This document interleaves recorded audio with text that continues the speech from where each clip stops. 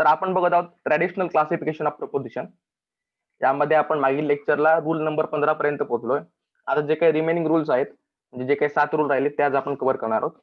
ते rule cover करण्यापूर्वी एक गोष्ट सांगतो की प्रत्येक वेळी मी एक पॉईंट कव्हर झाला की तुम्हाला विचारतो समजलं की नाही, चॅट बॉक्स मध्ये टाका, त्याचं कारण सांगतो. प्रत्येक लेक्चर असं करतो की नाही ते मला माहित नाही, पण ज्यावेळी आमची कॉलेजमध्ये लेक्चर होतात ते होतं काय, तुमचा चेहरा बघून समजतं की एखादा पॉईंट समजलेला आहे किंवा नाही.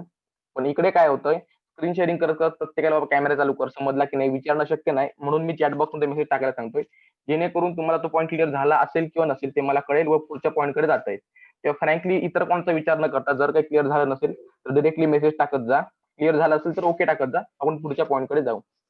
आता लेक्चरला सुरुवात करूया. Rule number 16, exceptive proposition. आता बघा, आपला रूल नंबर 15 काय होता, तर तो होता एक्सक्लुझिव्ह प्रपोजिशन, जिकडे आपण काय म्हणायचो, जी काय क्वालिटी आहे, जी काय इन्फॉर्मेशन आहे ती फक्त माझ्या सब्जेक्ट मध्येच आहे. बरोबर आहे. एक्सेप्टिव्ह प्रपोजिशन म्हणजे काय, अपवाद तयार करणं, एक्सेप्शन तयार करणं. म्हणून काय म्हटलंय बघा, in this kind of proposition exception is made about a part of subject. This exception are generally indicated by words like except, but, other than. येते लक्षात. म्हणजे इकडे काय करण्यात येईल, जी काय क्वालिटी आहे, जी काय माहिती आहे ती माझ्या सब्जेक्ट मध्ये नाही किंवा सब्जेक्टच्या एका स्पेसिफिक भागामध्ये नाही, असं इंडिकेट करण्याचं काम एक्सेप्टिव्ह प्रपोजिशन करतं. मग याची एक्झाम्पल आहेत, एक्सेप्ट असेल, बट असेल, अदर देन असेल. आता एक गोष्ट लक्षात घ्या, एक्सेप्शन दोन प्रकारचे असू शकतात. एक तर ते असेल क्वालिटी संदर्भात, दुसरं असेल क्वांटिटी संदर्भात. क्वालिटी संदर्भात म्हणजे काय, त्या वस्तूचे जे काही ऍट्रिब्यूट असेल, गुणधर्म असेल, त्या बेसिसवर त्याला अपवाद ठरवणं. आणि दुसरं असेल क्वांटिटेटिव्ह एक्सेप्शनचा अर्थ काय, तर या ठिकाणी आपण नंबर्स बघतो की हे समजा 100 मेंबरचा एक ग्रुप आहे, यातील फक्त एक मेंबर आहे तो वेगळा आहे. इकडे मी काय करतोय, तो का वेगळा आहे हे सांगत नाहीये, फक्त इन नंबर सांगतोय की हा पार्ट आहे, एवढा प्रपोर्शन आहे, याला एक्सेप्शन आहे. ज्या ज्यावेळी गुणधर्माचा उल्लेख येईल, स्पेसिफिकली क्वालिटी सांगण्यात येईल, त्यावेळी आपण त्याला क्वालिटेटिव्ह मानायचंय. आणि in the rest of the cases या ठिकाणी आपल्याला लक्षात येते की फक्त त्या मेंबरला बाहेर काढण्याचं, सेपरेट ठेवण्याचं काम केलं जातंय, त्याला आपण क्वांटिटेटिव्ह म्हणायचं आहे. पहिलं एक्झाम्पल घेऊया, क्वालिटेटिव्ह एक्सेप्शन. एक्झाम्पल आहे, all metals except mercury are solid. आता लक्षात घ्या, मर्क्युरी म्हणजे पारा. All metals we can check, किंवा आपल्याला माहित असेल की all metals are in solid state. फक्त मर्क्युरी असा प्रकारचा मेटल आहे जो लिक्विड स्टेटमध्ये असतो. म्हणजे काय, पारा जो आहे तो फक्त द्रव अवस्थेमध्ये असणार आहे आणि बाकीचे जे काही मेटल आहेत ते स्थायी अवस्थेमध्ये असणार आहेत. इकडे काय केलंय, क्वालिटी प्रमाणे मर्क्युरीला त्या मेटलच्या ग्रुपमधून सेपरेट केलेलं आहे. मग असे आपण काय करायचे, दोन वाक्य बनवायचे आहेत. पहिला असेल तो एक्सेप्शन सेपरेट करून जो काही नवीन क्लास तयार झालाय तो, आणि दुसरं असेल ते एक्सेप्शन. म्हणून बघा, पहिलं वाक्य तयार केलंय, all metals other than mercury are solid. आता हे वाक्य युनिव्हर्सल बनवलंय, यामागचं कारण पण सांगतो. आता होतंय का, एक मेटलचा क्लास होता, ज्या क्लासमध्ये सॉलिड आणि लिक्विड एकत्र होते. आता मी लिक्विड असणारा एकच मेटल सेपरेट केल्यामुळे सॉलिडचा एक नवीन क्लास तयार झालाय, ज्यामध्ये असणारे 100% मेटल हे सॉलिड स्टेटमध्येच आहेत. आणि ज्यावेळी क्वांटिटी 100% होते, म्हणजे 100% सॉलिड असणारे मेटलचा क्लास तयार झाल्यामुळे क्वांटिटी 100% झाली. आणि ज्यावेळी क्वांटिटी 100% होईल त्यावेळी आपण त्याला युनिव्हर्सल मानतो. म्हणून आपण काय केलंय, all metals other than mercury are solid. आता होतंय का, इकडे पुन्हा एकदा तुम्ही विचाराल की मर्क्युरीचा उल्लेख का केलाय. लक्षात घ्या, जर अदर दॅन मर्क्युरी काढून टाकलं असतं तर पॉलिसी झाली असती. कारण थिंकरचं इंटेन्शन काय, मर्क्युरीला सेपरेट करणं on the basis of its quality. येते लक्षात. म्हणून मी काय केलंय, all metals other than mercury are solid. त्यामुळे झालंय काय, मेटलचा एक सॉलिड मेटलचा एक क्लास तयार झालाय. पण मर्क्युरी व्यतिरिक्त जे काही मेटल आहेत ते सगळे मेटल सॉलिड आहेत आणि त्यांचा एक क्लास तयार झालाय, जे मी युनिव्हर्सली अफर्म केलंय. म्हणून वाक्य झालं, ए प्रपोजिशन म्हणजे universal affirmative, all metals other than mercury are solid. आता त्याच्या पुढे बघा, मग आता एक्सेप्शनचं काय, तर लक्षात ठेवा, ज्यावेळी आपण एक्सेप्शन तयार करतो त्यावेळी ते एक्सेप्शन एक सिंग्युलर प्रपोजिशन बनतं. म्हणून मी वाक्य तयार केलंय, mercury is not solid metal. जरी हे वाक्य युनिव्हर्सल निगेटिव्ह असलं तरी सुद्धा या वाक्याची जी काय क्वालिटी क्वांटिटी आहे ती सिंग्युलर आहे. कारण काय, त्या क्लासमधनं आपण एक मेंबर बाहेर केलाय. ज्यावेळी एखादी व्यक्ती बाहेर पडते, आपल्याला माहित आहे की या जी काही वाक्य आहे किंवा जो काही सब्जेक्ट मॅटर आहे तो वन डेफिनेट ऑब्जेक्ट आहे. आणि जर ती गोष्ट वन डेफिनेट ऑब्जेक्ट असेल तर ऑब्व्हियसली ती गोष्ट जी काय आहे ती सिंग्युलर मध्ये जाईल. म्हणून आपण काय केलंय, mercury is not a solid metal. म्हणून एक रूल प्रत्येक वेळी लक्षात ठेवा, ज्यावेळी एक्सेप्शन क्वालिटीच्या बेसवर असेल त्यावेळी एक वाक्य लक्षात ठेवा, in qualitative preposition one subject will be class and another will be that exception. याचा अर्थ काय, एक वाक्य प्रत्येक वेळी युनिव्हर्सल राहणार आहे. कारण काय, ती क्वालिटी सेपरेट केल्यामुळे जे काही एक्सेप्शन वेगळं झाल्यामुळे एक नवीन क्लास तयार होतोय, ज्यांच्याकडे ती क्वालिटी आहे. आणि क्वालिटी ज्याच्याकडे नाहीये त्याला आपण बाहेर काढलंय, त्यामुळे एक नवीन क्लास तयार झालाय, तो असेल युनिव्हर्सल प्रत्येक वेळी. आणि ज्याला सेपरेट काढलंय त्याचं एक वाक्य तयार होईल जे असेल सिंग्युलर. तर आता पुढे जाऊया, क्वांटिटेटिव्ह एक्सेप्शन. आता क्वांटिटेटिव्ह मध्ये सॉलिड लिक्विड काय याचा काही फरक पडत नाही. इकडे फक्त काय करायचंय, त्या क्लासमधून एका मेंबरला बाहेर काढायचंय. म्हणून बघा यांनी काय केलंय, all metals except one are solid. आता नाव सांगितलंय का, नाही. याचा अर्थ काय, त्यांना म्हणायचंय मेटलच्या क्लासमध्ये फक्त एकच असं आहे जो सॉलिड नाही. इकडे एक म्हटलंय म्हणून आपण म्हणतोय की याला क्वांटिटेटिव्ह आहे. कारण काय, इकडे आपण क्वालिटी ऐवजी क्वांटिटीवर जास्त भर देतोय की एकाला फक्त बाहेर काढा. याचा परिणाम काय होतो बघा, एकूण किती मेटल्स आहेत हे आपल्याला माहित नव्हतं, पण त्याच्यातनं एक मेटल सेपरेट झाला, यामुळे त्याची जी क्वांटिटी किंवा युनिव्हर्सल फोर्स होता तो आता त्याने गमावलेला आहे. त्यामुळे ते झाले 99%. म्हणून आपलं वाक्य बनलं सम मेटल्स आर सॉलिड. पुन्हा एकदा एक्सप्लेन करतोय, थोडं कन्फ्युजन होऊ शकतं. क्वालिटेटिव्ह मध्ये काय होतंय, जी क्वालिटी त्या क्लासला सुटेबल नाही ती सेपरेट केल्यानंतर सॉलिड क्वालिटी असणारे मेटलचा एक नवीन क्लास तयार होऊ शकतो. पण क्वांटिटेटिव्ह मध्ये काय होतंय, आपण क्वालिटी बेस बायफर्केशन करत नाही. आपण काय करतोय, फक्त एक मेंबरला अपवाद म्हणून बाहेर काढतोय. त्यामुळे होतंय काय, जो एक क्लास होता, म्हणजे वन डेफिनेट सगळ्या मेटलचा क्लास होता, त्यातनं एक कमी झाला. त्यामुळे एकच गोष्ट पॉइंटेड होते की 99% राहिलेले आहेत. मग ते किती आहे ते आपल्याला माहित नाही, पण आपण काय केलंय, सम मेटल्स आर सॉलिड. मग राहिलं काय, पुन्हा एकदा येईल एक सिंग्युलर प्रपोजिशन जो सांगेल सॉलिड कोण नाही आहे. The number of metal which are not solid is 1. त्यामुळे लक्षात घ्या, ज्या ज्यावेळी वाक्य क्वांटिटेटिव्ह येईल त्यावेळी एक प्रपोजिशन हे पर्टिक्युलर राहणार आहे. कारण काय, त्याचा युनिव्हर्सल फोर्स गेलाय, कारण त्याने त्याचा एक मेंबर गमावलेला आहे. तो मेंबर असता तर तो युनिव्हर्सल राहिला असता, मेंबर गेला म्हणून तो आता पर्टिक्युलर बनलाय. आणि दुसरं वाक्य असेल सिंग्युलर फॉर्म मध्ये. तर हा पार्ट कव्हर कसे झालाय का. एक्सेप्टिव्ह प्रपोजिशन म्हणजे अपवाद तयार करणं. अपवादाचे दोन प्रकार आहेत, एक असेल गुणधर्मावर आधारित म्हणजे क्वालिटेटिव्ह एक्सेप्शन, दुसरं असेल क्वांटिटेटिव्ह म्हणजे in form of numbers. Qualitative exception मध्ये होतंय काय, जी क्वालिटी त्या क्लासला सुटेबल नाही ती सेपरेट केल्यामुळे आपल्याला हव्या त्या क्वालिटीचा एक नवीन क्लास तयार होतो. त्यामुळे एक वाक्य युनिव्हर्सल बनतं आणि ज्याला सेपरेट केलंय त्याचं वाक्य सिंग्युलर बनतं. पण ऍज कम्पेअर टू क्वांटिटेटिव्ह मध्ये 100चा जो काही 100% जो काही फोर्स होता त्यातनं एक मेंबर सेपरेट केल्यामुळे विदाउट एनी बेसिस सेपरेट केल्यामुळे काय होतंय, 100चा फोर्स आता गमावलेला आहे. त्यामुळे तो एक वाक्य पर्टिक्युलर बनेल आणि ज्या एकट्याला सेपरेट केलंय त्याचं वाक्य सिंग्युलर बनेल. हा पार्ट क्लिअर झालाय का.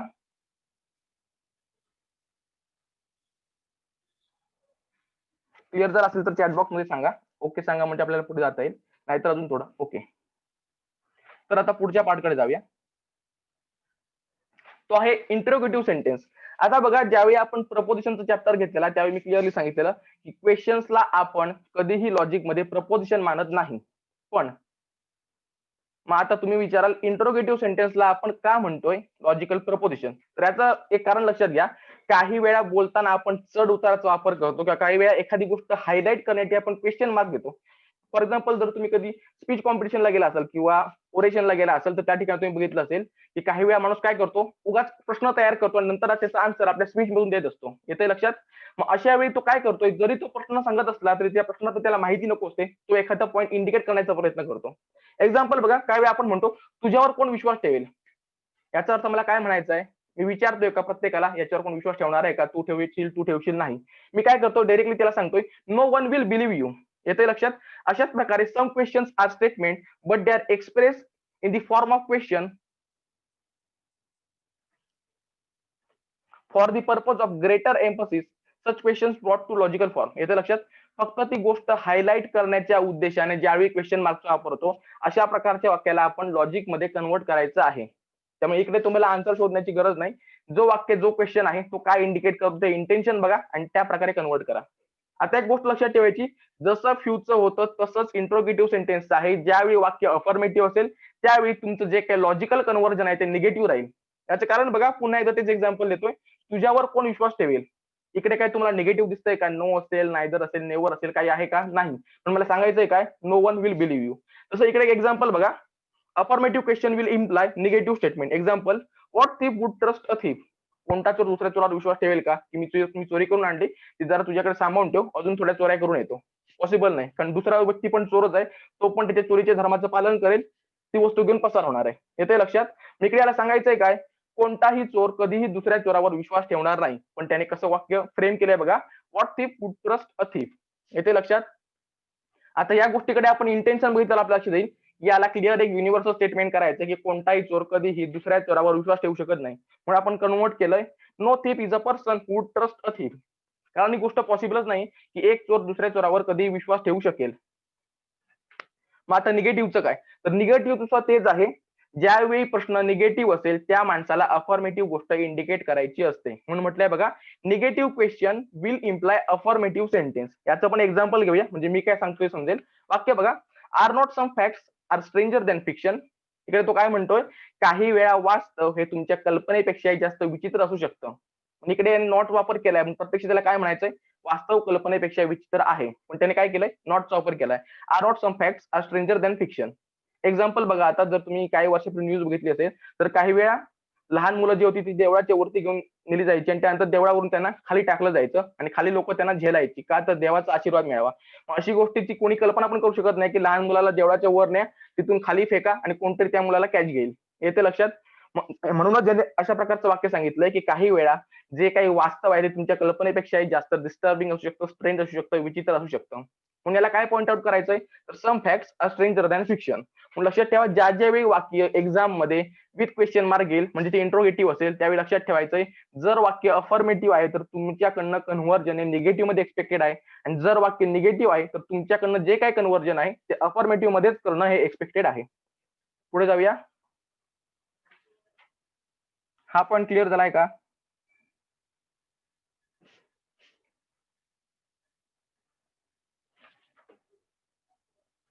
ओके, पुढे जातोय.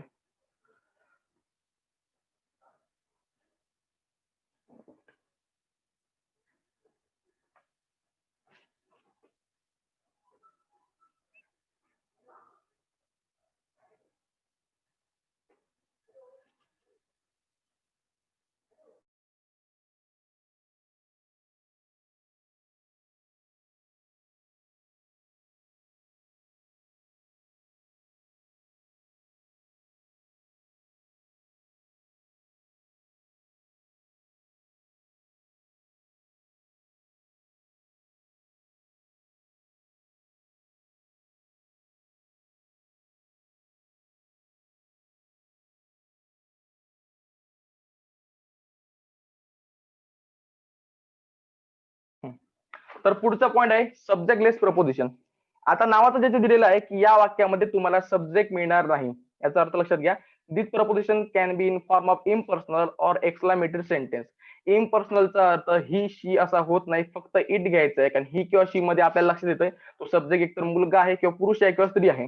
तर ज्या ज्या वाक्यामध्ये इट येईल किंवा एक्सक्लामेटरी सेंटेन्स असेल त्याला आपण सब्जेक्ट लेस प्रपोजिशन मानणार आहोत.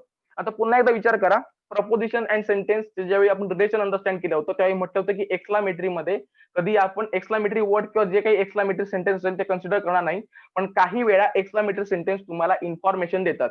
त्यावेळी भलेही तो सब्जेक्ट आहे की नाही याचा विचार न करता डायरेक्टली इन्फॉर्मेशन देतो. ज्या ज्यावेळी एक्सक्लामेटरी सेंटेन्स आपल्याला इन्फॉर्मेशन देतो त्यावेळी आपल्याला ते वाक्य लॉजिक मध्ये कन्व्हर्ट करावंच लागतं.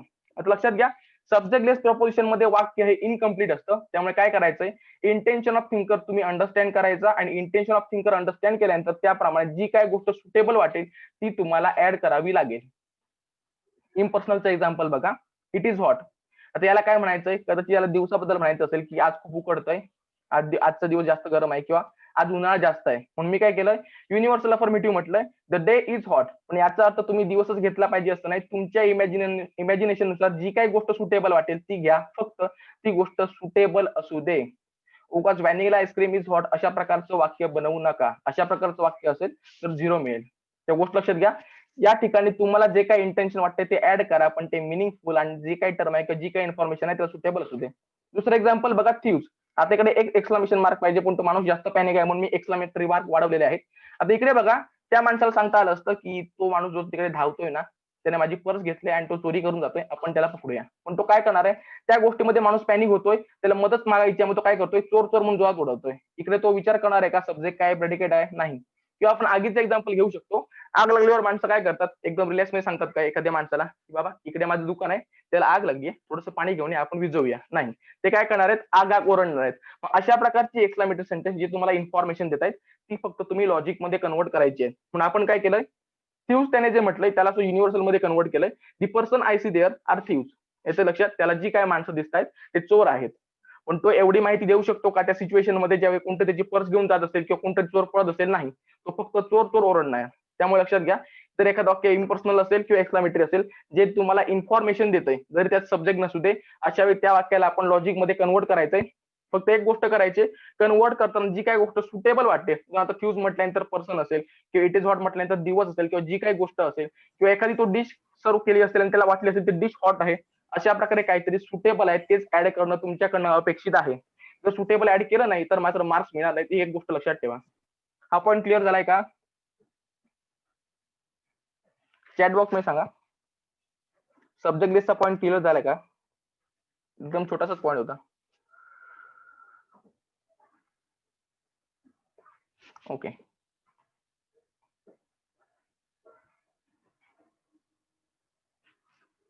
आता पुढे जाऊया. पुढचा पॉईंट आहे कंपाऊंड प्रपोजिशन. आता नावातच लक्षात घ्यायला आपण साधारण संयुक्त वाक्य म्हणू शकतो. The traditional logic recognizes that every proposition consists of a single statement. If a proposition contains more than one statement, it is to be reduced to as many propositions as there are statements. याचा अर्थ लक्षात घ्या, logic मध्ये प्रत्येक वेळी वाक्यात एकच statement असतं, म्हणजे एक सब्जेक्ट आणि एक प्रेडिकेट असतो. पण डे टू डे लाईफ मध्ये असं आपण करतो का? काही वेळा आपण आणि वापरणार, परंतु वापरणार, किंवा वापरणार, काही करून आपण काय करणार आहोत, एका वाक्यात एकापेक्षा जास्त स्टेटमेंट होऊ शकतात. कारण आपण लॉजिकचे रूल जनरली बोलताना फॉलो करत नाही. लॉजिक काय म्हणतोय, जर तुम्हाला जी इन्फॉर्मेशन मिळाली, जी तुम्हाला लॉजिक मध्ये कन्वर्ट करायची आहे, त्याच्यात जर एकापेक्षा जास्त स्टेटमेंट आहे तर तुमच्याकडनं ही गोष्ट एक्सपेक्टेड आहे की त्यातलं प्रत्येक स्टेटमेंट सेपरेट करा, त्याची क्वांटिटी बघा आणि त्या प्रकारे ते वाक्य कन्वर्ट करा. म्हणजे एका वाक्यात जर 3 स्टेटमेंट असतील तर तुमची लॉजिक मध्ये 3 प्रपोजिशन झाली पाहिजे. आता याचे एक्झाम्पल बघा. अँड येऊ शकेल, दो येऊ शकेल, येट असेल, स्टिड असेल, नायदर नॉर असेल. आता एक गोष्ट लक्षात घ्या, इकडे आपण इफ देनचा वापर करत नाही आहोत, त्याचप्रमाणे इदर ऑर किंवा आयदर ऑरचा वापर करत नाही आहोत. याचं कारण काय, डिसजंक्टिव्ह प्रपोजिशन असेल किंवा हायपोथेटिकल असेल त्यांच्यासाठी सेपरेट सेटअप रूल आहेत जे आपण पुढे बघणार आहोत. मग इकडे लक्षात घ्या, कंपाऊंड प्रपोजिशन मध्ये आपण काय करणार आहोत, पहिल्यांदा वाक्य अंडरस्टँड करायचं, मग त्याची स्टेटमेंट सेपरेट करायची, किंवा प्रत्येक स्टेटमेंटची नक्की क्वांटिटी काय ही अंडरस्टँड करायची, क्वालिटी अंडरस्टँड करायची, नंतर ते कन्वर्ट करायचं. म्हणून मी तुम्हाला 3 प्रकारचे एक्झाम्पल घेते. पहिलं एक्झाम्पल बघा, neither bad news nor good advice is well received. इकडे तो माणूस म्हणतोय ना त्याला चांगली बातमी मिळाली ना त्याला वाईट बातमी मिळाली. पहिल्यांदा एक गोष्ट लक्षात घ्यायची, नायदर नॉर आलंय, दोन्ही जे काही ऑप्शन ते डिनाय करायचं काम होतंय, त्यामुळे काय वाक्य निगेटिव्ह आहे. दुसरी गोष्ट लक्षात घ्या, त्या माणसाला काहीच मिळालेलं नाहीये, म्हणजे डिनायल जे आहे ते 100% आहे. कारण तो म्हणतोय का थोडीशी चांगली बातमी मिळाली, थोडीशी वाईट मिळाली नाही. तो म्हणतोय चांगली बातमी पण मिळाली नाही, वाईट बातमी पण मिळाली नाही. त्यामुळे काय करायचंय, या माणसाला कोणतीच बातमी मिळाली नाही, म्हणजे 100% डिनायल आहे. म्हणजे ही जी काय वाक्य आहे ते आपल्याला कन्वर्ट करावं लागेल युनिव्हर्सल निगेटिव्ह मध्ये. माझी 2 स्टेटमेंट झाली बघा. पहिलं झालं universal negative, no bad news is well received, आणि दुसरं युनिव्हर्सल निगेटिव्ह झालं, no good advice is well received. येतं लक्षात. पहिल्यांदा आपण वाक्याची क्वालिटी काय ती फिगर आउट करण्याचा प्रयत्न केला, त्यानंतर वाक्याची क्वांटिटी काय ती फिगर आउट करण्याचा प्रयत्न केला, आणि नंतर 2 स्टेटमेंट आपण तयार केली. पण याचा अर्थ असं नाहीये की प्रत्येक वेळी एका वाक्यात येणारे दोन्ही स्टेटमेंट हे सेम क्वांटिटीचे असतील. काही वेळा वाक्यात जरी एकाच वाक्यात 2 स्टेटमेंट आले असतील किंवा 3 वाक्य आली असतील तरी सुद्धा प्रत्येकाची क्वांटिटी वेगवेगळी असू शकते. मग पुढचं एक्झाम्पल बघा, no batsman can get runs unless he is venturesome and not always then. आता वेंचरसमचा अर्थ लक्षात घ्या, एक वाक्यात जर कोणी स्कॅम 1992 बघितलं असेल तर माहिती असेल, रिस्क नाही तो इश नाही, तीच गोष्ट इकडे आहे. तो म्हणतोय काय, जर तुला रन हवे असतील तर तुला रिस्क घेतली पाहिजे. कोणताही बॅट्समन जोपर्यंत रिस्क घेणार नाही तोपर्यंत तो रन मिळू शकत नाही. आणि त्याचा एंड झालाय नॉट ऑलवेज देनने. आपण नॉट ऑलवेज देनला नंतर बघूया. आधी पहिलं वाक्याचा जो पहिला भाग आहे तो बघायचा आहे. No batsman can get runs unless is venturesome. आता लक्षात ठेवा, हे रूल सुरू होण्यापूर्वी तुम्हाला मी काही क्वालिफाईंग क्लॉज सांगितले होते. म्हणजे काही वेळा काय होतंय, apart from subject and predicate वाक्यात एक भाग असतो जो एक तर सब्जेक्टला क्वालिफाय करण्याचा, म्हणजे सब्जेक्ट नक्की कोण हवाय हे सांगण्याचं काम करतो, किंवा प्रेडिकेट मध्ये नक्की काय हवंय सांगण्याचं काम करतो. इकडे आपण बघायचं वेंचरसन हा शब्द आहे, म्हणजे रिस्क घेण्याची जी वृत्ती आहे ती कोणा संदर्भात आहे, रनच्या संदर्भात आहे की त्या बॅट्समनच्या संदर्भात आहे. तर ऑब्व्हियसली तो सांगतोय अशा प्रकारची कॅपॅसिटी किंवा रिस्क घेण्याची क्षमता ही त्या बॅट्समन मध्ये पाहिजे. म्हणजेच काय, इकडे वेंचरसम हा जो काही शब्द आहे तो बॅट्समनला क्वालिफाय करण्याचा प्रयत्न करतोय. प्लस लक्षात घ्या, वाक्याची सुरुवात नो ने झालेली आहे. याचा अर्थ काय, वाक्य बनतं युनिव्हर्सल आणि निगेटिव्ह. कारण नो ने ज्यावेळी वाक्याची सुरुवात होते त्यावेळी त्याच्यात 2 गोष्टी असतात. पहिली गोष्ट असते युनिव्हर्सल क्वांटिटी आणि दुसरी गोष्ट असते निगेटिव्ह क्वालिटी. म्हणून आपण पहिला पार्ट कन्वर्ट करून घेऊया. No batsman if he is not venturesome is a person who can get run. येते लक्षात. जर एखाद्या व्यक्ती बॅट्समन आहे आणि जर त्याच्याकडे रिस्क घेण्याची क्षमता नसेल तर त्याला रन मिळणार नाही. आता आपण रिमेनिंग पार्ट कडे येऊया. नॉट ऑलवेज देण्याचा अर्थ काय, असं नेहमीच होतं असं नाही. त्यावेळेला बॅट्समन बॅटिंग करतोय पण बॉल आता बॉलरच्या हातात आलाय तरीच तो रन करण्याचा प्रयत्न करतायत आणि रनआउट होत आहेत. म्हणजे काय, प्रत्येक वेळी रिस्क घेणं हे योग्य ठरणार नाही. पण याचा अर्थ असा आहे का की 100% रिस्क घेणं योग्य ठरणार नाही, नाही. नॉट ऑलवेज म्हटलंय म्हणजे आपण नियरली ऑलवेज सारखं म्हणू शकतो की प्रत्येक वेळी रिस्क घेऊ नका, पण काही वेळा घ्या. म्हणून आपण करायचंय काय, नॉट आला याचा अर्थ हे वाक्य जे आहे ते निगेटिव्ह आहे, पण नॉट ऑलवेज आल्यामुळे हे वाक्य पर्टिक्युलर मध्ये कन्वर्ट करायचंय. कारण काय, आपण असं डायरेक्टली सांगू शकत नाही बॅट्समनला की तू कधीच रिस्क घेऊ नको. आपण काय सांगू शकतो, काही वेळा रिस्क घेऊ नको, जजमेंट घे, परिस्थिती बघा, नंतर ठरव रिस्क घ्यायची की नाही. म्हणून आपण दुसरं जे वाक्य आहे ते पर्टिक्युलर आणि निगेटिव्ह मध्ये कन्वर्ट करायचंय. म्हणजेच को proposition, some venturesome batsman are not those who get runs. याचं लक्षात काय झालंय ते, आपण पहिल्यांदा वाक्याचा जो काही पहिला भाग आहे नो बॅट्समन पासून व्हेंचरसम पर्यंत, हा भाग अंडरस्टँड करण्याचा प्रयत्न केला. नो या शब्दाने आपल्याला त्याची क्वालिटी सांगितली की निगेटिव्ह आहे, प्लस क्वांटिटी सांगितली की युनिव्हर्सल आहे. आपण युनिव्हर्सल निगेटिव्ह मध्ये ते वाक्य कन्वर्ट केलं. त्यानंतर नॉट ऑलवेज देन. आता नॉट ऑलवेज देन कशा संदर्भात आहे, तर ते याच वाक्या संदर्भात आहे की व्हेंचरसमनेस असली तरी सुद्धा काही वेळा रन्स मिळू शकत नाही. मग काही वेळा नॉट ऑलवेजचा अर्थ, आता ऑलवेज आहे म्हणून ते युनिव्हर्सल आहे असं कन्सिडर करू नका. इंटेन्शन ऑफ थिंकर बघा, तो काय म्हणतोय, रिस्क घेतल्याशिवाय रन मिळणार नाही, तरीही प्रत्येक वेळी रिस्क घेऊन रन मिळतात असंच नाही. मग ज्यावेळी नॉट येईल आणि ऑलवेज येईल, जसं आपण ऑल नॉट म्हणतो, त्यावेळी ते वाक्य आपण पर्टिक्युलर मध्ये कन्वर्ट करतो. म्हणून आपण केलंय some venturesome batsman are not those who get runs. आता तिसरा प्रकार बघूया. तिसरा प्रकार काय होतं, इकडे तुम्हाला एकच स्टेटमेंट सांगण्यात येतं, पण जी सुरुवात अशा शब्दाने होते ज्यामुळे तुमच्या लक्षात आलं पाहिजे की इकडे एकापेक्षा जास्त स्टेटमेंट आहे. एक्झाम्पल बघा, एखादा माणूस कोणतरी आयफोन परचेस करून आला, मग आपण त्याला विचारतो, अरे तुझ्याकडे पण आयफोन आहे, याचा अर्थ काय, त्या व्यतिरिक्त अजून कोणतरी आहे त्याच्याकडे पण आयफोन आहे. किंवा बघा, एखादा स्टुडंट आहे जो लेक्चरच्या वेळी एक्झामच्या वेळी चिटिंग करतोय, मग आपण असं म्हणतो त्याने पण चिट्स आणल्या होत्या. याचा अर्थ काय, त्या व्यतिरिक्त अजून काही माणसं आहेत ज्यांनी चिट्स आणल्या होत्या, प्लस हा एक माणूस आहे. तर तू पण इकडे काय करतोय, याचा अर्थ काय, मी पण त्याच जागी आहे प्लस तो आहे. पण आपण इकडे असं सांगतो का, मी इकडे आहे आणि तू पण इकडे काय करतोयस, नाही. डायरेक्टली आपण म्हणतो. तशाच प्रकारे इकडे काही शब्द असतात, फॉर एक्झाम्पल इव्हन असू शकतो किंवा नॉट ओनली म्हणू शकतो. मग अशा प्रकारच्या शब्दानंतर जर एक स्टेटमेंट असेल तर रिमेनिंग पार्ट तुम्हाला इमॅजिन करावं लागेल आणि ऍड करावं लागेल. एक्झाम्पल बघा, इव्हन बॅट्स आर मॅमल्स. इकडे काय म्हणतोय, वटवाघूळ हा स्वसस्तन प्राणी आहे. इकडे हा सुद्धा म्हटल्यामुळे लक्षात घ्या, वटवाघुळा व्यतिरिक्त इतर प्राणी आहेत त्यांचा पण रेफरन्स आलेला आहे. मग आपण काय करायचंय, पहिल्यांदा जे स्टेटमेंट तुम्हाला दिसतंय ते कन्वर्ट करण्याचा प्रयत्न करा. बॅट्स आर मॅमल, एक वटवाघूळ सस्तन प्राणी आहे, मग त्यांचा क्लास पण असेल का, तर ऑब्व्हियसली सर्व वटवाघूळ जी काही आहेत, सर्व जे काही बॅट्स आहेत ते मॅमल्सच असणार आहेत. प्लस या वाक्यात कोणत्याही प्रकारचं निगेशन दिसत नाही, म्हणून आपण काय करायचंय, ते वाक्य बनायचं युनिव्हर्सल अफर्मेटिव्ह. इकडे काय केलं, त्याचं इंटेन्शन प्लस माझं स्वतःचं नॉलेज वापरलं आणि ठरवलं की जी काही सर्व वटवाघूळ आहेत किंवा जे काही सर्व बॅट्स आहेत ते मॅमल्सच आहेत. मग आपण वाक्य कन्वर्ट केलं युनिव्हर्सल अफर्मेटिव्ह मध्ये, all bats are mammals. Remaining पार्टचं काय, तर लक्षात घ्या, इकडे आपण ऑल अॅनिमल्स आर मॅमल असं म्हणू शकत नाही किंवा ऑलचा रेफरन्स घेऊ शकत नाही. कारण काय, काही असतील काही नसतील. मग आपण काय करायचंय, वाक्याची सुरुवात सम ने करायची, कारण युनिव्हर्सली प्रत्येक सजीव हा मॅमल्स नसतो. मग काय करूया आपण, पर्टिक्युलर मध्ये, म्हणजे 1 to 99%. मग काय केलं, some non bats are mammals, म्हणजे काय, बॅट्स व्यतिरिक्त पण काही असे प्राणी आहेत किंवा अशा काही सजीव आहेत जे मॅमल्स आहेत. हे जर लक्षात काय केलंय, ते वाक्य होतं इव्हन बॅट्स आर मॅमल्स. मग आपण काय केलं, पहिल्यांदा जे काही स्टेटमेंट दिलंय बॅट्स आर मॅमल एवढंच कन्वर्ट करायचं म्हटलं. अकॉर्डिंग टू त्याचं इंटेन्शन प्लस आपलं नॉलेज आपण ठरवलं प्रत्येक वटवाघूळ सस्तन प्राणी असणार आहे. मग आपण युनिव्हर्सल अफर्मेटिव्ह केलं, ऑल बॅट्स आर मॅमल. त्यानंतर आपण काय केलं, रिमेनिंग पार्टच्या बाबतीत आपण 100% शुअर नाही की प्रत्येक सजीव हा सस्तन प्राणी असलाच पाहिजे, म्हणून आपण काय केलं, पर्टिक्युलर मध्ये आलो, प्लस निगेशन नाहीये, म्हणून आपण काय केलं, सम नॉन बॅट्स, म्हणजे बॅट्स व्यतिरिक्त प्राणी त्यासाठी नॉन वापरतोय, निगेट करण्यासाठी नाही. Some non bats are mammals. Rule number 19 complete झालेला आहे. कंपाऊंड प्रपोजिशन, इकडे एकच गोष्ट करायची आहे, त्यात एकापेक्षा जास्त स्टेटमेंट असतील तर तुम्हाला 3 गोष्टी कराव्या लागतील. पहिलं असेल ते स्टेटमेंट सेपरेट करणं, दुसरं असेल प्रत्येक स्टेटमेंटची इंडिव्हिज्युअल क्वालिटी काय ती अंडरस्टँड करायची, आणि तिसरी गोष्ट असेल क्वांटिटी काय ती अंडरस्टँड करायची. मग जेवढे स्टेटमेंट असतील तेवढं तुम्हाला कन्व्हर्जन करावं लागेल. हा पॉईंट क्लिअर झालाय का, क्लिअर झाला असेल तर पुढे जाऊया. क्लिअर झालाय का,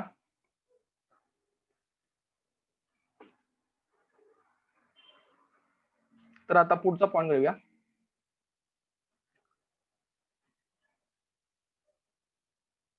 ओके,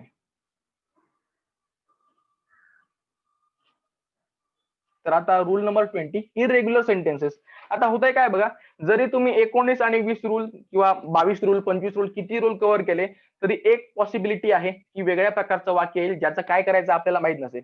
म्हणून बघा, मी इंटेन्शनली याच्या खाली ब्लँक ठेवल्याचं कारण काय, मग आपण म्हणाल की लॉजिक शिकवतायत पण एखादं वाक्य यांच्यानं सुटलं कसं. सोनत पोझिशन काय म्हणतात, इरेग्युलर सेंटेन्स मध्ये जे काही रूल्स आहेत त्यामध्ये जे काही कव्हर होत नाही त्याला आपण इरेग्युलर मध्ये म्हणायचंय. म्हणजे उद्या एखादं नवीन वाक्य आलं तर त्याला आपण इरेग्युलर मध्ये घ्यायचंय आणि कन्वर्ट करायचं. मी इकडे काय करायचंय, इंटेन्शन ऑफ थिंकर बघा आणि त्या प्रकारे वाक्य कन्वर्ट करा. अशा प्रकारची वाक्य एक्झाम मध्ये येत नाही, फक्त ऍज अ रूल दिलाय म्हणून सांगतोय.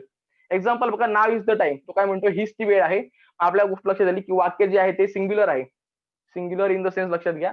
इकडे प्रत्येक माणसाला किंवा प्रत्येक तासाला आपण सांगणार आहोत का हीच ती वेळ आहे, हीच ती वेळ नाही. तो फक्त समोरच्या माणसाला सांगतोय नाव इज द टाइम, हीच ती वेळ आहे, सिद्ध कर. येते गोष्ट लक्षात. म्हणून आपण हे वाक्य सिंग्युलर मध्ये कन्वर्ट केलं, प्लस याच्यात कोणत्याही प्रकारचं निगेशन नाही, म्हणून आपण काय करतोय अफर्मेटिव्ह मध्ये. मग काय झालं वाक्य, the present moment is the proper time. याच्यावर जास्त वेळ मी वेस्ट करत नाही, पुढच्या रूलकडे जातो. पण अशा प्रकारचे वाक्य आजपर्यंत तरी एक्झाम मध्ये आलेले नाहीत. हायपोथेटिकल प्रपोजिशन, आता लक्षात घ्या. हायपोथेटिकल प्रपोजिशन म्हणजे काय, तर त्याच्यामध्ये एक एक्सपेरिमेंट असतं आणि त्याचा रिझल्ट असतो. इकडे काय म्हटलंय बघा, some hypothetical proposition express the relation between condition and consequences. म्हणजेच काय, antecedent and consequent. These are to be brought to the logical form of hypothetical proposition. Sometimes a hypothetical proposition can be brought to the form of categorical proposition. याचा अर्थ लक्षात घ्या, ज्यावेळी एखादं वाक्य if देनचं असेल किंवा एखादं एक्सपेरिमेंट आहे त्याचा रिझल्ट आहे हे तुम्ही आयडेंटिफाय करताय, त्यावेळी ते वाक्य दोन प्रकारे कन्वर्ट करता येईल. पहिला प्रकार असेल ज्यामध्ये तुम्ही काय करू शकता, ते वाक्य तुम्ही कॅटेगोरिकल मध्ये कन्वर्ट करू शकता. आणि दुसरा प्रकार आहे ज्या ठिकाणी ते वाक्य तुम्ही इफ आणि देनच्याच फॉर्म मध्ये कन्वर्ट करू शकता. तर मी काय रिकमेंड करतो, एखादं वाक्य युनिव्हर्सल आहे का, पर्टिक्युलर आहे का, अफर्मेटिव्ह आहे का, निगेटिव्ह आहे का, हे करण्यापेक्षा डायरेक्टली ते वाक्य इफ आणि देनच्या फॉर्म मध्ये कन्वर्ट करा. पण as a part of syllabus categorical म्हणजे काय ते पण आपण बघून घेऊया.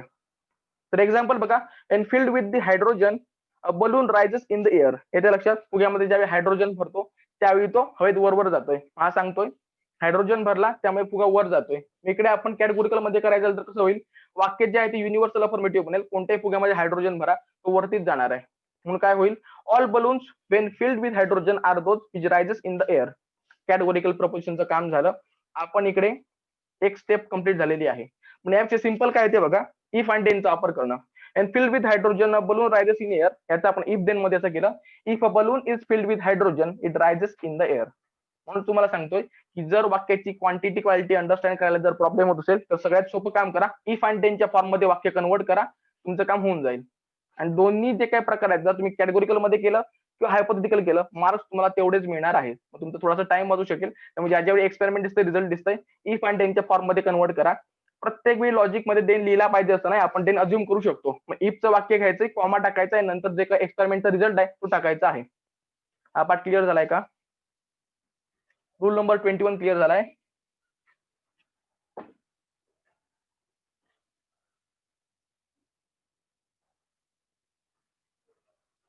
आता रूल नंबर 22 डिस्जंक्टिव्ह प्रपोजिशन. आता या संदर्भात लक्षात घ्या, या संदर्भात यात जर तुम्ही टेक्स्टबुक बघितलं असेल किंवा मेथोडॉलॉजी बघितलं असेल, एक्झाम्पल मिळत नाही म्हणून मी एक एक्झाम्पल स्वतः ऍड केलंय. डिस्जंक्टिव्ह प्रपोजिशन मध्ये काय सांगितलंय बघा, all disjunctive proposition are affirmative proposition, therefore they can be brought to the form of A or I preposition. याचा अर्थ लक्षात घ्या, डिस्जंक्टिव्हला आपण प्रत्येक वेळी अफर्मेटिव्ह का मानतोय, तर तुमच्याकडे दोन ऑप्शन दिलेले असतात, दोघांपैकी एक ऑप्शन हा बरोबरच असणार आहे. डिस्जंक्टिव्ह प्रपोजिशन नेहमी अफर्मेटिव्ह असतं. जर ते निगेटिव्ह असेल तर असे होतंय काय, दोन्ही गोष्टी डिनाय केल्या जातात. आणि डिस्जंक्टिव्हचं नेचर काय, दोघांपैकी एक ऑप्शन बरोबर असलाच पाहिजे. जर तुम्हाला नायदर नॉर ने दिलं तर काय होतं, हेही नाही आणि तेही नाही, म्हणजे दोन्ही गोष्टी आपण डिनाय करतोय. जी गोष्ट डिस्जंक्टिव्ह प्रपोजिशनच्या नेचरला प्रिन्सिपलला ऍक्सेप्टेबल नाही. त्यामुळे प्रत्येक वेळी डिस्जंक्टिव्ह प्रपोजिशन मध्ये आयदर ऑरचा वापर करण्यात येईल किंवा फक्त ऑरचा वापर करण्यात येईल, कधीही निगेशन मिळणार नाही. याचा अर्थ काय, एक ऑप्शन बरोबर असेल. एक ऑप्शन बरोबर आहे याचा अर्थ काय, निगेशन नाही याचा अर्थ काय, ते वाक्य अफर्मेटिव्ह आहे. अफर्मेटिव्ह असेल तर ते वाक्य दोनच प्रकारात कन्वर्ट होऊ शकेल. एक असेल युनिव्हर्सल अफर्मेटिव्ह, दुसरं असेल पर्टिक्युलर अफर्मेटिव्ह. आता लक्षात घ्या, मेजॉरिटी ऑफ द केसेस मध्ये किंवा मोस्ट ऑफ द केसेस मध्ये डिस्जंक्टिव्ह प्रपोजिशन हे युनिव्हर्सल अफर्मेटिव्ह मध्येच कन्वर्ट होईल. पण जर तुम्हाला स्पेसिफिकली उल्लेख मिळतोय की हे वाक्य पर्टिक्युलर आहे, फॉर एक्झाम्पल जर समचा वापर केला असेल, समटाइम्सचा वापर केला असेल किंवा मोस्टचा वापर केला असेल, अशा वेळी फक्त त्याला पर्टिक्युलर अफर्मेटिव्ह मध्ये घेण्याचे एफर्ट्स घ्या. अदरवाईज तुम्ही डिरेक्टली ज्यावेळी डिस्जंक्टिव्ह येईल सरळ त्याला युनिव्हर्सल अफर्मेटिव्ह मध्ये कन्वर्ट करायचं आहे. एक्झाम्पल बघा, Meena is looking for made or a cook. म्हणजे काय, मीना ही जी व्यक्ती आहे ती एकतर मोलकरीण शोधते किंवा जेवण करणारी व्यक्ती शोधते. इकडे कन्वर्जन कसं होईल, तर वाक्य अफर्मेटिव्ह आहे प्लस वाक्य सिंग्युलर आहे. त्यामुळे इकडे लक्षात ठेवा, ज्या वेळी डिस्जंक्टिव्ह प्रपोजिशन असेल त्यामध्ये वाक्य सिंग्युलर असेल त्यावेळी ऑल, सम, नो यांचा वापर करायचा नाही. कारण लॉजिशियन बेसिक रूल सांगतात की सिंग्युलर प्रपोजिशन मध्ये कधीही क्वांटिफायर वापरायची गरज नाही, कारण जे काही प्रॉपर नाही माहिती तेच तुम्हाला सांगतंय की हे वाक्य सिंग्युलर आहे. मग स्पेसिफिक जर तुम्ही एखादा क्वांटिफायर वापरला तर वाक्याचा अर्थ चेंज होईल, कारण तुम्ही मीना नावाचा एक नवीन क्लास क्रिएट कराल जो कधीही एक्झिस्ट करत नव्हता. आणि त्यामुळे जी काही पॉलिसी होईल की जो काही आपल्याला थिंकर सांगतोय त्याच्या आपण बाहेर जाऊन काहीतरी तयार करतोय जे ऍक्सेप्टेबल नाही. पण सिंग्युलर असेल तर आपण सिंग्युलर मध्येच कन्वर्ट केलं की Meena is looking for specific person and this person is either maid or cook. Disjunctive proposition झालेलं आहे. आता एक काम करूया, प्रत्येकाला 22 रूल 25 रूल लक्षात ठेवणं शक्य नाही, पण आपण काय करणार आहोत तर एक समरी बघणार आहोत. Summary of all rules of reduction. इकडे आपण काय करणार आहोत, वाक्यांचे 4 प्रकार एका बाजूला घेतलेले आहेत आणि पुढच्या त्याच्या समोर आपण काय केलंय, युनिव्हर्सल अफर्मेटिव्ह म्हटल्यानंतर कोणकोणते शब्द येतील किंवा कोणकोणत्या शब्दावरून तुम्ही ठरवू शकता तेव्हा की युनिव्हर्सल अफर्मेटिव्ह ते बघायचे. त्याच प्रकारे प्रत्येक वाक्याचा जो काही प्रकार आहे त्याचं बायफर्केशन केलेलं आहे. म्हणजे बघा, ज्या ज्यावेळी वाक्यामध्ये all, every, each, any, always, what, invariably, necessarily, absolutely या प्रकारचे शब्द येतील आणि ते वाक्य अफर्मेटिव्ह असेल, महत्वाचा पार्ट आहे, त्या शब्दाबरोबर ते वाक्य ज्या ज्यावेळी अफर्मेटिव्ह असेल त्यावेळी तुम्ही ते वाक्य युनिव्हर्सल अफर्मेटिव्ह मध्येच कन्वर्ट करायचं आहे. म्हणजे इकडे तुम्हाला आता सेपरेट 22 रूल वाचण्यापेक्षा डायरेक्टली समरी वाचली की तुमच्या लक्षात येईल, ज्या ज्यावेळी ऑल, एव्हरी, इच, एनी त्यापुढे जे काही शब्द येतील, कोणताही शब्द वाक्यात आढळला प्लस वाक्य अफर्मेटिव्ह आढळलं की ते वाक्य युनिव्हर्सल अफर्मेटिव्ह मध्ये तुम्ही कन्वर्ट करणं एक्सपेक्टेड आहे. ई प्रपोजिशनचं काय, तर ज्या ज्यावेळी वाक्यात no, never, none, not at all, not a single, not even one यासारखे शब्द येतील त्या त्यावेळी ते वाक्य युनिव्हर्सल निगेटिव्ह असेल. आता दोन्हीमध्ये तुम्हाला एक फरक दिसेल. ए प्रपोजिशनच्या मी म्हटलं अफर्मेटिव्ह सेंटेन्सेस विथ, पण ई मध्ये मी डायरेक्ट सेंटेन्सेस वापरतो. याचा अर्थ काय, किंवा फक्त सेंटेन्सेस वापरण्यामागे उद्देश काय लक्षात घ्या. युनिव्हर्सल निगेटिव्हच्या बाबतीत जो नो साईन आहे, नेव्हर असेल, नन असेल, नॉट ऍट ऑल असेल, हे दोन कामं करतात. पहिली गोष्ट ते निगेटिव्ह क्वालिटी आणतायत, प्लस ते गोष्ट युनिव्हर्सल आहे हे सांगतायत. येते लक्षात, ते नो असेल, नेव्हर असेल, नन असेल ते दोन पर्पज सर्व करणार आहेत. पहिली गोष्ट तुम्हाला सांगतील ते वस्तूची क्वालिटी निगेटिव्ह आहे, प्लस ती वस्तू निगेटिव्ह युनिव्हर्सल बनवण्याचं काम पण हेच शब्द करणार आहेत. त्यामुळे ज्या ज्यावेळी वाक्यात नो असेल, नेव्हर असेल, नन असेल, नॉट ऍट ऑल असेल, नॉट अ सिंगल असेल, अशा प्रकारचे शब्द असतील त्यावेळी तुम्ही ते वाक्य युनिव्हर्सल निगेटिव्ह म्हणजेच ई प्रपोजिशन मध्ये कन्वर्ट करणं एक्सपेक्टेड आहे. त्यानंतर पुढचा पार्ट आहे आय प्रपोजिशन. आय प्रपोजिशनची समरी करताना मी दोन पार्ट केले. पहिला आहे अफर्मेटिव्ह, दुसरा निगेटिव्ह. म्हणजे अफर्मेटिव्हचं बघूया. ज्या ज्यावेळी वाक्यात most, many, a few, certain, almost all, all but one, several, mostly, generally, frequently, often, perhaps, nearly always, sometimes, occasionally या प्रकारचे शब्द असतील. आता ही लिस्ट खूप मोठी आहे, ज्यावेळी पीडीएफ टाकेन त्यावेळी नोट डाऊन करून ठेवा. अशा प्रकारचा कोणताही शब्द ज्या ज्यावेळी अफर्मेटिव्ह मध्ये बिंदास तुम्ही ते वाक्य पर्टिक्युलर अफर्मेटिव्ह मध्ये कन्वर्ट करू शकता. आता निगेटिव्ह सेंटेन्स काय दिले तर लक्षात घ्या. काही वेळा काय होतं, काही शब्द लॉजिक अज्युम करतं की त्यांना निगेटिव्ह सिग्निफिकन्स आहे. फॉर एक्झाम्पल असेल few, seldom, hardly, scarcely, rarely. अशा वेळी काय होतं, ज्या ज्यावेळी फ्यू नंतर वाक्यात जर निगेटिव्ह पार्ट आला असेल तर लॉजिक तुम्हाला काय म्हणतंय, तो निगेटिव्ह पार्ट बघू नका, म्हणजे काही लोकांमध्ये ही क्वालिटी नाही अशा प्रकारचं जर वाक्य असेल. आणि जर फ्यू असेल तर असे लॉजिक म्हणते काय, ज्या लोकांमध्ये क्वालिटी नाही ते बघू नका, मग तुम्ही कोणाकडे बघायचं, ज्या लोकांमध्ये ती क्वालिटी आहे. म्हणजे few persons do not have that particular quality. तुम्ही काय करायचं, you need to figure out few person who are having that particular quality. येते लक्षात. त्यामुळे ज्या ज्यावेळी वाक्यात निगेटिव्ह असेल प्लस फ्यू असेल तर फ्यूचा निगेटिव्ह सिग्निफिकन्स असल्यामुळे लॉजिक म्हणते त्याच्या कम्प्लिटली अपोजिट अफर्मेटिव्ह वाक्य तयार करायचं, निगेशन काढून टाकायचंय. त्यामुळे ज्या ज्यावेळी वाक्यात फ्यू, सेल्डम, हार्डली, स्केअर्सली अशा प्रकारचे शब्द जर निगेटिव्ह वाक्यात आले असतील तर तो जो काही निगेटिव्ह पार्ट पॉईंट आउट करायचा प्रयत्न करतोय तो आपण बघायचा नाही, त्याऐवजी कम्प्लिटली अपोजिट पॉझिटिव्ह पार्ट बघायचा आहे. त्यामुळेच हे निगेटिव्ह शब्द आले निगेटिव्ह वाक्यात तर आपण ते वाक्य पर्टिक्युलर अफर्मेटिव्ह मध्ये कन्वर्ट करणार आहोत. राहिला लास्ट पार्ट ओ प्रपोजिशन. तर ओ प्रपोजिशनचं सगळं सेट आहे. याचं कारण सांगतोय. ओ प्रपोजिशन काय म्हणतोय बघा, when A is denied we get O. याचा अर्थ काय, ए प्रपोजिशनच्या लिस्टमध्ये जेवढे शब्द आहेत ते शब्द जर निगेटिव्ह सिग्निफिकन्सने आले असतील, म्हणजे ऑल आला असेल प्लस नॉट आला असेल, बिंदास ते वाक्य पर्टिक्युलर निगेटिव्ह मध्ये करून टाका. याचा अर्थ लक्षात घ्या, ऑल म्हणजे सर्व होतं, पण ऑल नॉट म्हणतो ते होतं काय, ही गोष्ट सर्वांनाच जमेल असं नाही. याचा अर्थ असा आहे का 100% कोणालाच येणार नाही. मेजॉरिटी जे काही माणसं आहेत किंवा काही माणसं आहेत ज्यांना ती गोष्ट येत नाही, म्हणून मी काय म्हणतोय, ऑल नॉट ही गोष्ट सर्वांनाच जमेल असं नाही. त्यामुळे ज्या ज्यावेळी अफर्मेटिव्ह सेंटेन्स एज प्रपोजिशनच्या पुढे जे काही अफर्मेटिव्ह सेंटेन्स जी काही शब्दांची लिस्ट दिली त्या शब्दानंतर जर निगेशन आलं असेल, तुम्ही त्याला बिंदास ओ प्रपोजिशन म्हणजेच पर्टिक्युलर निगेटिव्ह मध्ये कन्वर्ट करून टाकायचे. नंतर पुढचा रूल बघा, when affirmative sentences which contain word indicating I are denied we get O. याचा अर्थ काय, ज्यावेळी पर्टिक्युलर अफॉर्मेटिव्ह पॉईंट आउट करणारा एखादा शब्द असेल तो वाक्यात आला असेल आणि जर त्या वाक्यात डिनायल म्हणजे निगेशन असेल तर आपल्याला लक्षात येतं की एखाद्या शब्दाचा जर फोर्स पर्टिक्युलर असेल तर कन्व्हर्जन पण पर्टिक्युलर होईल.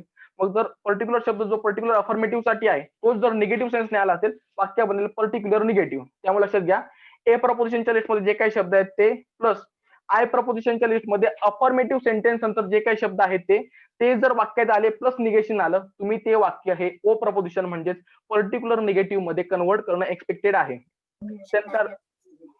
त्यानंतर राहिला लास्ट पार्ट जो आहे affirmative sentences with word few seldom hardly scarcely rarely are O proposition. याचा अर्थ लक्षात घ्या आपण मानतो की फ्यू ला निगेटिव्ह सिग्निफिकन्स आहे बरोबर आहे. ते होतंय काय जर वाक्य अफॉर्मेटिव्ह असेल आणि त्यामध्ये जर फ्यू वापरला असेल तर लॉजिक म्हणतंय काय तो अफॉर्मेटिव्ह जो काही पार्ट आहे तो बघू नका त्याऐवजी फ्यूने जो काही निगेटिव्ह पार्ट इंडिकेट करायचा आहे म्हणजे जो काही कॉन्ट्राडिक्टरी पार्ट इंडिकेट करायचा आहे तो बघा.